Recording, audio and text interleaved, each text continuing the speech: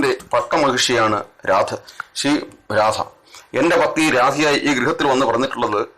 ശ്രീകൃഷ്ണ പട്ടമഹിഷിയായ രാധയാണ് എൻ്റെ പത്നി രാധയായി ഈ ഗൃഹത്തിൽ വന്ന് പറഞ്ഞിട്ടുള്ളത്. അവരുടെ വിവാഹം യഥാകാലം പാണ്ഡീരവനത്തിൽ വെച്ച് ബ്രഹ്മദേവൻ തന്നെ സ്വയം നടത്തിക്കുന്നതാണ്. അതിനാൽ ഗോപവര, അങ്ങയുടെ പുത്രി സാക്ഷാ ശ്രീകൃഷ്ണ ഭഗവാന്റെ പട്ടരാജ്ഞിയാണെന്ന് അറിഞ്ഞുകൊള്ളുക. ഇത്രയുമാണ് മഹർഷി ഗർഗാചാര്യൻ എന്നോട് പറഞ്ഞിട്ടുള്ളത്.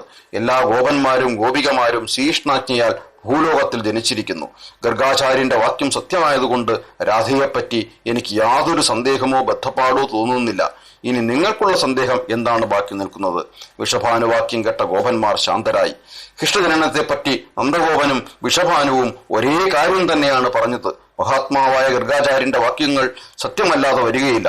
ഇപ്രകാരം ചിന്തിച്ചുറച്ച ഗോപന്മാരുടെ മധ്യത്തിൽ നിന്നും ഒരു വയോവൃദ്ധൻ പറഞ്ഞു, ആകട്ടെ, നന്ദനന്ദനൻ ഭഗവത് അവതാരമാണെന്നുള്ള സംഗതി നമുക്ക് ചെറുതായിട്ടൊന്ന് പരീക്ഷിച്ചറിയാം. ഭഗവാന്റെ പട്ടരാജ്ഞിയായ രാധയുടെ ഭാവി വരൻ കൃഷ്ണൻ തന്നെയാണോ എന്ന് നമുക്ക് ആ പരീക്ഷണത്തിൽ തിരിച്ചറിയാം. ഹേ ഗോപേശ്വര, അങ്ങ് വലിയ ധനികനാണല്ലോ. ആയിരക്കണക്കിനുള്ള ആനകൾ, അശ്വങ്ങൾ, രഥങ്ങൾ, രത്നങ്ങൾ, സ്വർണം, മണിമാളികകൾ, കണക്കില്ലാത്ത ഗോധനം എന്നിവയെല്ലാം അങ്ങയ്ക്ക് സ്വാധീനമാണല്ലോ. കംസൻ കൂടെ അങ്ങയുടെ ധനബലത്തിൽ അസൂയാലുവാണ്. കന്യാകുബ്ജപതിയും കുബേരനെ പോലെ ധനവാനുമായ ബാലാനന്ദന്റെ ജാമാതാവുമാണല്ലോ അങ്ങ്. നന്ദരാജന് അങ്ങയോളം വൈഭവമില്ല. നന്ദൻ വെറും കൃഷിവരനും ഗോപാലകനുമാണ്. അങ്ങയുടെ ധനസ്തുതിക്ക് യോജിച്ച വിധം വൈഭവങ്ങളും കൊണ്ട് രാധയുടെ വിവാഹ ആലോചനയുമായി നന്ദരാജനെ സമീപിച്ച് അദ്ദേഹത്തിന്റെ വൈഭവം പരീക്ഷിച്ചറിയണം. വിഷഭാനുവിനും ഈ അഭിപ്രായം സമ്മതമായി.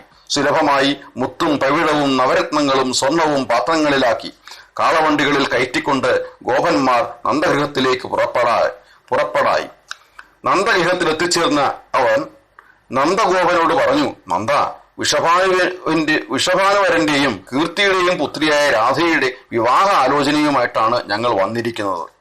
അങ്ങയുടെ പുത്രനും ശ്യാമസുന്ദരനുമായ കൃഷ്ണന് അവൾ അനുരൂപയാണെന്ന് അങ്ങേക്ക് തോന്നുന്ന പക്ഷം വിഷഭാനു തന്നയിച്ച ഈ ഉപഹാരം സ്വീകരിച്ച് കുല ആചാരപ്രകാരം വധുഗൃഹത്തിലേക്കുള്ള പ്രത്യുപഹാരം തന്നയിച്ചാലും. ഇത്രയും വലിയ ദ്രവ്യസഞ്ചയം കണ്ട നന്ദരാജൻ അന്തം വിട്ടു നിന്നു. രത്നപാത്രങ്ങൾ കണ്ട് എടുത്തുകൊണ്ടുപോയി അകത്തുവെച്ച് തന്റെ ഗൃഹിണിയായ യശോദയുമായി ആലോചിച്ചു. അവർ തമ്മിൽ കൂടിയാലോചന ചെയ്തു. ഇതിന് പകരമായി കൊടുക്കാനുള്ള ധനം ഈ ഗൃഹത്തിലില്ല. ധനം സ്വീകരിച്ച് അകത്തു കൊണ്ടുവന്നത് കൊണ്ട് അത് തിരിച്ചു കൊടുത്തയക്കുന്നതും ഭംഗിയല്ല. തന്നോട് ആലോചിക്കാതെ ധനസഞ്ചയം സ്വീകരിച്ചതിന് യശോദ നൈരാശ്യപൂർവ്വം തന്റെ ഭർത്താവിനെ കുറ്റപ്പെടുത്തി. ഇങ്ങോട്ട് കൊടുത്തയച്ചതിൽ ഇരട്ടിയെങ്കിലും അങ്ങോട്ട് ഉപഹാരമായി കൊടുക്കുക എന്നതാണ് കുലധർമ്മം. കൊടുത്തില്ലെങ്കിൽ പരിഹാസത്തിന് പാത്രമാകുമെന്നത് എത്രയും ലജ്ജാവഹയമായ സംഗതിയാണ്. നന്ദ യശോദ ദമ്പതികൾ ഇങ്ങനെ ആലോചിക്കുന്നതിനിടയിൽ കൃഷ്ണൻ അവിടെ വന്ന് അലക്ഷ്യമായി ചുറ്റി നടന്നു. പാത്രങ്ങളിൽ രത്നങ്ങൾ വച്ചിരിക്കുന്നത് കണ്ട് അവയിൽ നിന്നും കുറെ വാരിക്കൊണ്ടുപോയി. കൃഷിക്കാർ വിത്ത് പാകുന്നത് കാണാറുള്ള ആ ബാലൻ ഇത് എന്തോ വിത്തുകളാണെന്ന് ധരിച്ച് അവയെ ഒരു തളത്തിൽ പാകി മണ്ണിട്ട് മൂടി. നന്ദഗോപൻ ഇതിനിടെ രത്നങ്ങൾ എണ്ണി നോക്കിയപ്പോൾ പാത്രങ്ങളിലും ഓരോന്നിലും കുറെ എണ്ണം വീതം കുറവ് കാണാറായി. അത്യന്തം പരിഭ്രമിച്ച നന്ദഗോപൻ അന്വേഷണം ആരംഭിച്ചു. രത്നം കുറഞ്ഞു പോയാൽ തങ്ങൾക്കുണ്ടാകാവുന്ന അപവാദങ്ങളെപ്പറ്റി ആലോചിച്ച് നന്ദരാജൻ കുട്ടികളോട് ചോദിച്ചു, ബലരാമ, കൃഷ്ണ, നിങ്ങളോ ചങ്ങാതിമാരോ ആരെങ്കിലും ഈ പാത്രങ്ങളിൽ നിന്നും വല്ലതും എടുത്തിട്ടുണ്ടോ? ബലരാമനും ചങ്ങാതിമാരും തങ്ങൾക്കൊന്നും അറിഞ്ഞുകൂടെന്ന് പറഞ്ഞു. കൃഷ്ണൻ പറഞ്ഞു, അച്ഛ, ഇതൊക്കെ നല്ല നല്ല വിത്തുകളല്ലേ? കൃഷിവരന്മാരായ നമുക്ക് പാകി മുളപ്പിക്കാനുള്ളവയാണെന്ന് വിചാരിച്ച് ഞാൻ കുറെ കൊണ്ടുപോയി കുഴിച്ചിട്ടിട്ടുണ്ട്. കൃഷ്ണന്റെ നിഷ്കളങ്കമായ വാക്കുകൾ കേട്ട നന്ദഗോപന് സമാധാനമായി. കൃഷ്ണനെയും കൂട്ടി രത്നങ്ങൾ തിരിച്ചെടുക്കാനായി പോയി. കൃഷ്ണൻ തന്നെ കൂട്ടിക്കൊണ്ടുപോയി കാണിച്ച സ്ഥലത്തെത്തിയപ്പോൾ നന്ദഗോപന് തന്റെ കണ്ണുകളെ വിശ്വസിക്കാൻ കഴിഞ്ഞില്ല. മുളച്ചു വളർന്ന ചെടികളിൽ മുത്തും പവിഴവും രത്നങ്ങളും കുലകുലയായി കായ്ച്ചു നിൽക്കുന്നു.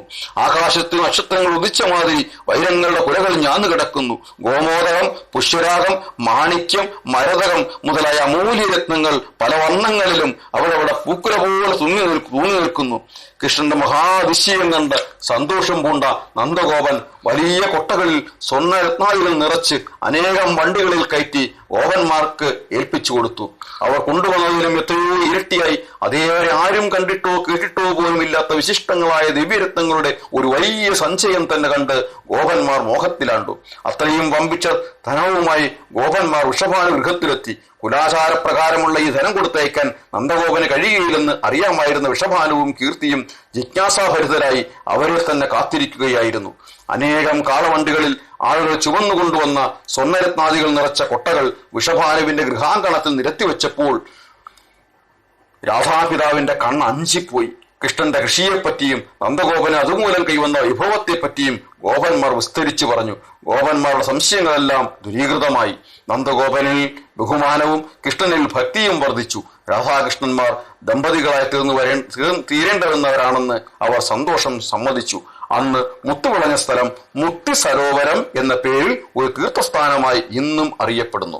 ആ സ്ഥലത്ത് വെച്ച് ഒരു മുത്തു ദാനം ചെയ്താൽ 5 ലക്ഷം ആ സ്ഥലത്ത് വെച്ച് ഒരു മുത്ത് ദാനം ചെയ്താൽ 1,00,000 മുത്തുകൾ ദാനം ചെയ്തതിന് സമമായി പുണ്യസഞ്ചയം ലഭ്യമാക്കുന്നു. ഹേ രാജൻ, ഗോപന്മാർ നന്ദഗോപനെ പരീക്ഷിച്ച കഥ ഞാൻ പറഞ്ഞു. ഇനി അങ്ങേക്ക് എന്താണ് കേൾക്കേണ്ടത് എന്ന് നാരദ മഹർഷി ചോദിച്ചുകൊണ്ട് തുടർന്നു. ഹരേ കൃഷ്ണ കൃഷ്ണ കൃഷ്ണ ഹരേ ഹരേ, ഹരേ രാമ രാമ രാമ ഹരേ ഹരേ.